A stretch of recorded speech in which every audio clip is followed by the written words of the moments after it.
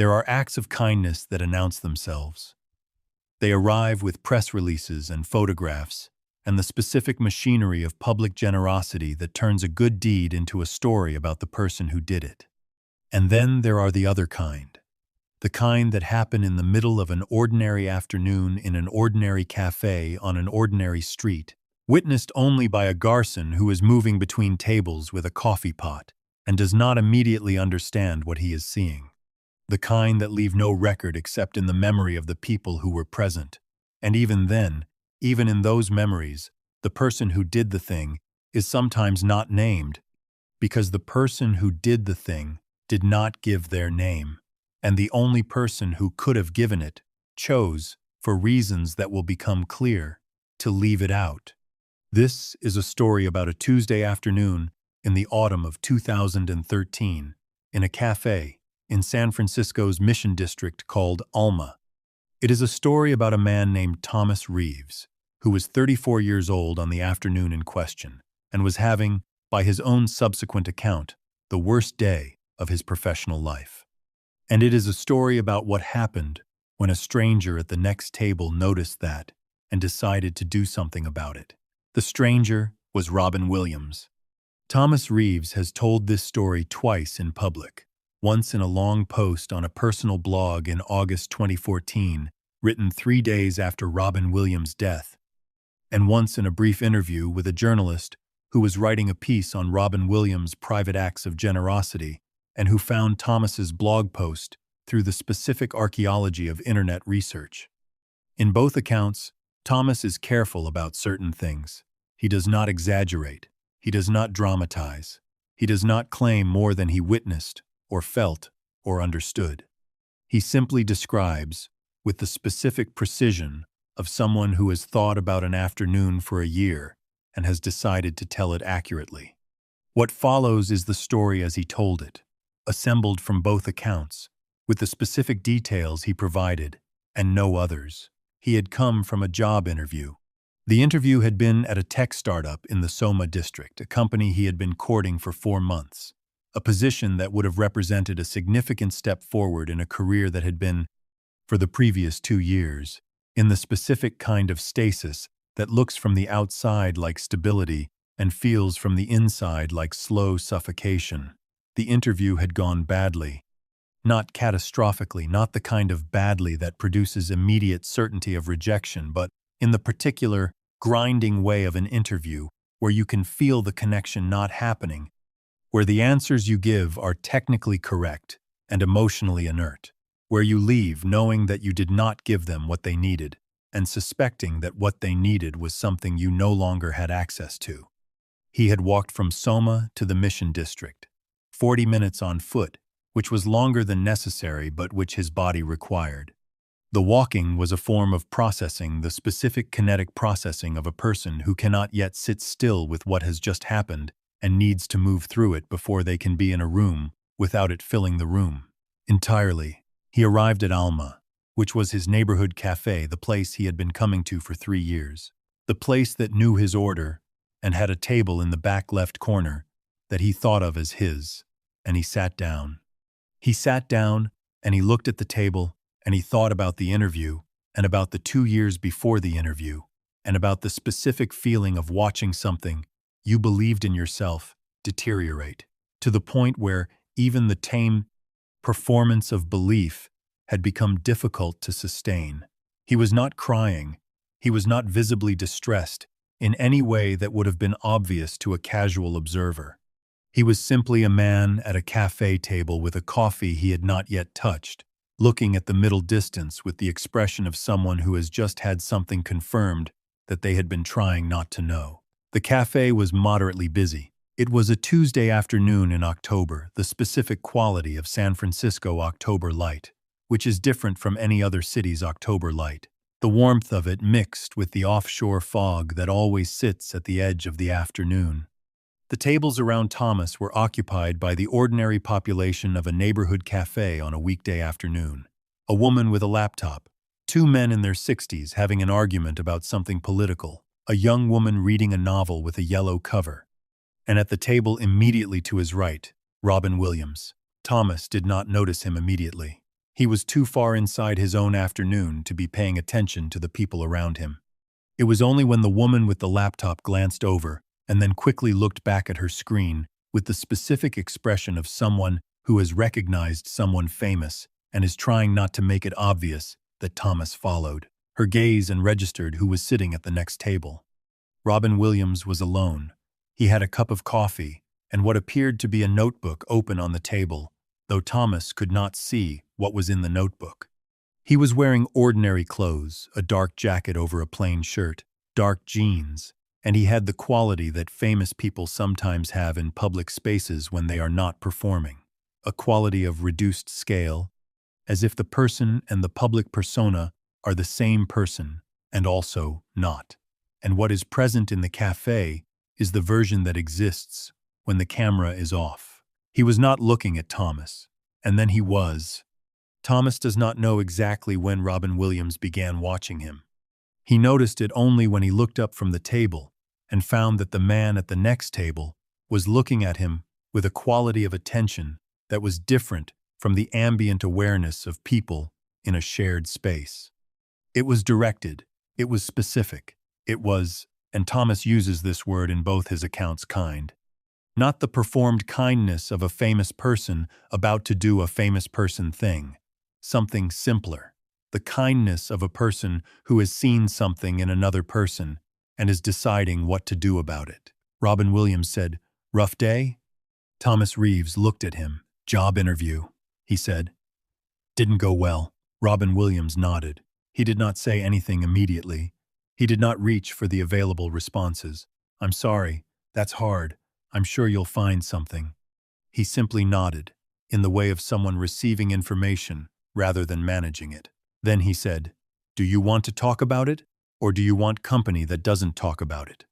Thomas Reeves has said, in both accounts, that this question was the thing that changed the next 30 minutes. Not a generic offer of sympathy, a specific question about what was actually needed. An acknowledgement that there were two different things a person in his position might need, and that they were not the same thing, and that the choice between them belonged to him. He said, "I think I want to talk about it." Robin Williams picked up his coffee and moved to Thomas's table. He sat down across from Thomas Reeves, a man he had never met, in a cafe in the Mission District on a Tuesday afternoon in October 2013, and he said, "Okay, tell me." And Thomas told him. He talked about the interview, the specific way it had gone wrong, the moment he had felt the connection not happening, the particular question he had answered badly, and had known he was answering badly, as the words were coming out of his mouth. He talked about the 2 years before the interview, about the job he had been in that had started as something he believed in and had gradually become something he showed up to, about the specific erosion of a person's relationship with their own capability that happens when they spend too long in the wrong place, about the fear, which he had not yet said out loud to anyone, that what had been eroded might not be entirely recoverable, that the version of himself who had believed in things and been energized by them and had walked into rooms with the specific confidence of someone who knew what they were doing might be gone, and that the person he was now was a diminished version of that person who had learned to perform the original well enough that most people did not notice the difference. He said this to a stranger in a cafe. He said it because the stranger had asked, and because the asking had been specific and genuine, and because the quality of attention that Robin Williams brought to the table when he sat down across from Thomas Reeves was the quality that made people say things they had not planned to say. Robin Williams listened. He did not interrupt. He did not reach for reassurance or advice, or the management of the emotion. He listened in the way that he listened completely, with the specific stillness that people who had been in rooms with him in his private mode always described, the stillness beneath the velocity, the deep quiet attention that was the other side of the energy that filled stages and screens. At some point he spoke. He did not offer Thomas a pep talk. He did not tell him that the right job was out there or that rejection was part of the process or any of the other formulations that are offered to people in Thomas's position and that are true and useless simultaneously. He talked about his own experience of the specific fear Thomas had described, the fear of the diminished version, the fear that the erosion was permanent. He talked about it not as a famous person sharing wisdom, but as a person who had been in the same place and was speaking from the inside of the experience rather than from the outside of having survived it. Thomas does not quote what Robin Williams said. He has been specific about this in both accounts. He does not want to put words in someone's mouth, and he is not certain he could reproduce the exact language, and he thinks that the specific language matters less than the quality of what it contained. What he says, in both accounts, is that when Robin Williams spoke about his own version of the fear Thomas had described, he spoke about it with a directness and a specificity that produced in Thomas the specific sensation of being understood, not consoled, not managed, understood. The sense of someone saying, "I know this thing. I have been in this room. The room has a way out that is not the way you came in." He stayed at Thomas's table for 30 minutes. At some point during those 30 minutes, he made Thomas laugh.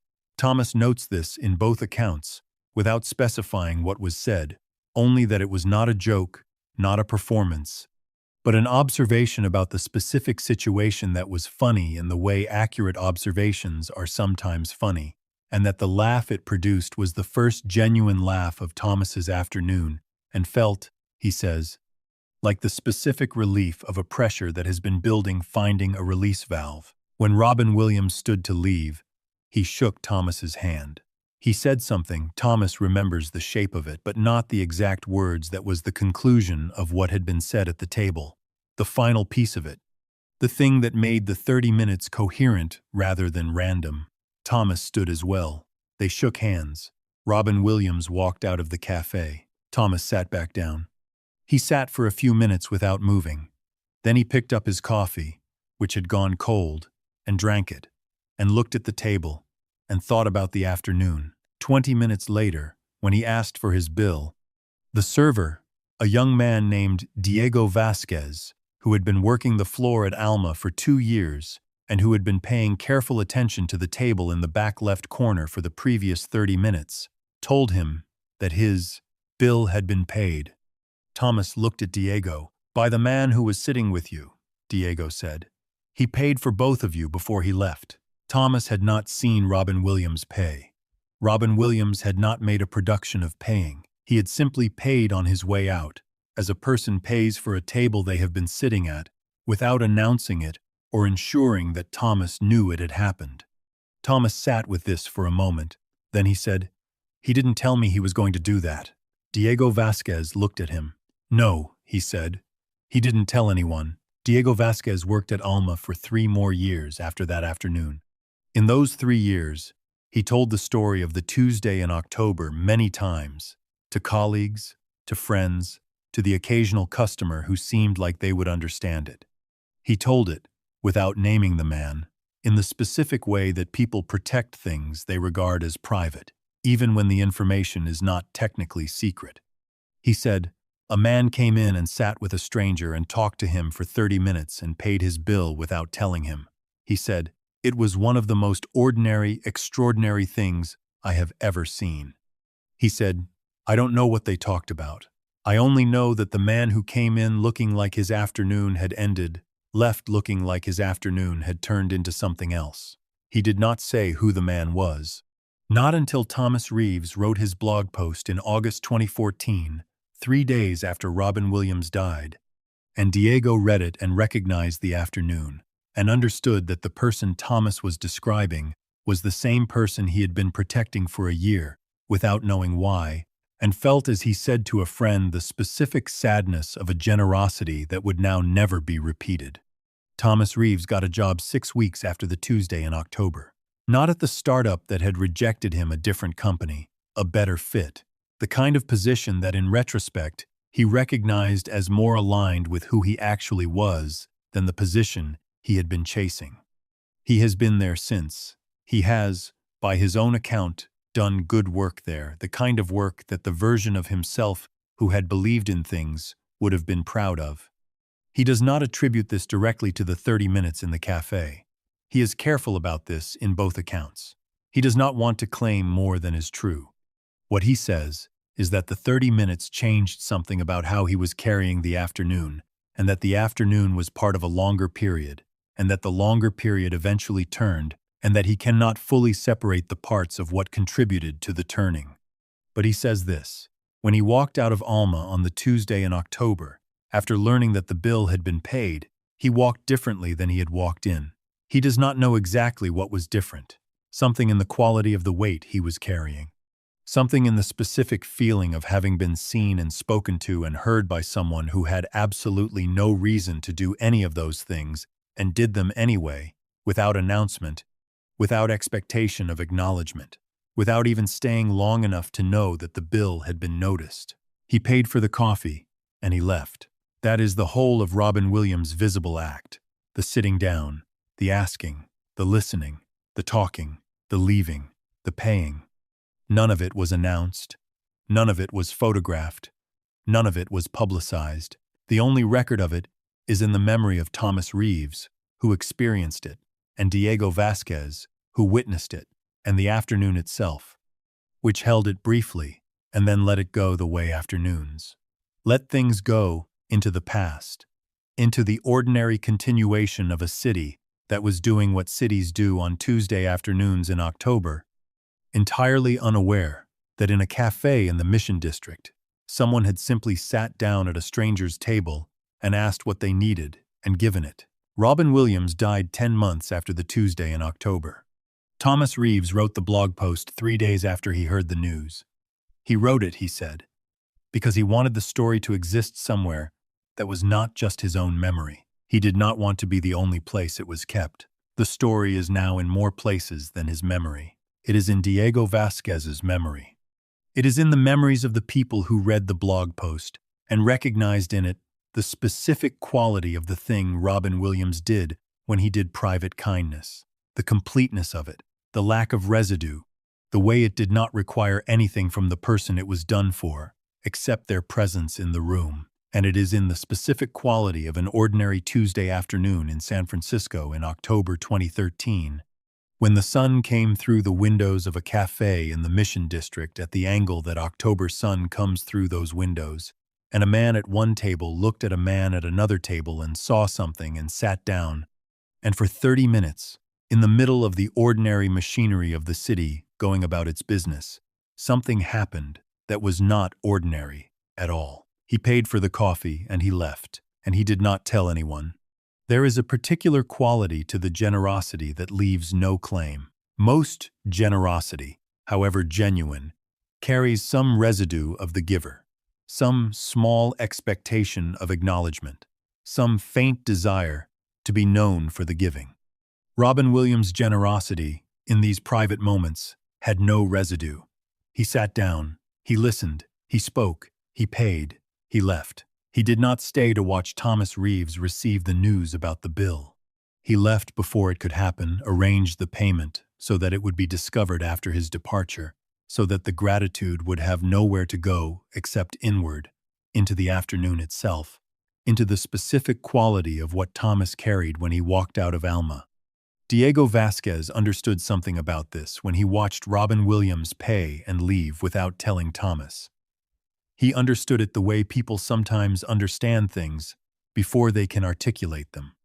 What he had witnessed was a complete act, not a gesture toward something, not the opening of something requiring closing, but something whole in itself, beginning, middle, and end, contained entirely in the 30 minutes and the cup of coffee and the bill paid quietly at the door. He told the story for a year without naming the man, because naming the man would have made it a story about the man rather than a story about the act, and the act was the thing.